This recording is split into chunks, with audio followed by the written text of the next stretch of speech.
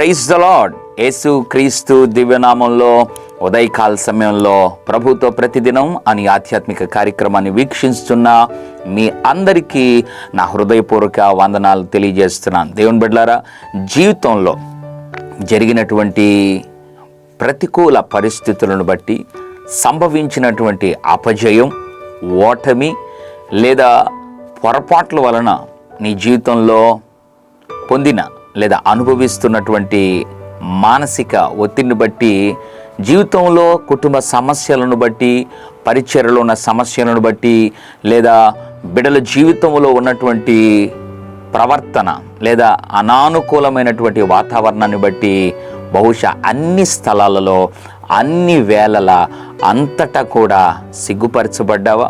ఈ సిగ్గుతో లేదా ఈ అవమానంతో ఎంతకాలం జీవించాలి? ఎక్కడికి వెళ్ళినా నా జీవితంలో తల పైకెత్తుకోలేనటువంటి పరిస్థితిలో ఉన్నానే. ఇలాంటి అవమానము నుండి నేను విడిపించబడి, సిగ్గు నుండి తప్పించబడి మళ్ళీ తల పైకెత్తుకోగలనా అన్న ఉదయకాల సమయంలో ఆలోచిస్తున్నావా? ప్రభు అంటున్నాడు, అటువంటి ఆలోచనలన్నిటినీ విడిచిపెట్టు అని దేవుడు ఈ ఉదయకాల సమయంలో ఒక అద్భుతమైన మాటను జ్ఞాపకం చేయాలని ఆశపడుతున్నాడు.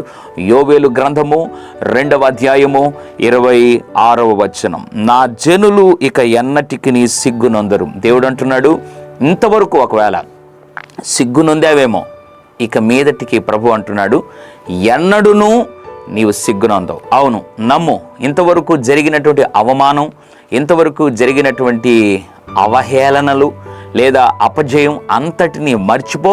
ప్రభు చెప్తున్నాడు అద్భుతమైన మాట, ఇక మీదట ముందుకు ఎన్నడూ ఏ విషయంలో సిగ్గుపడక దేవుడు నీ తల పైకెత్తబోతున్నాడు.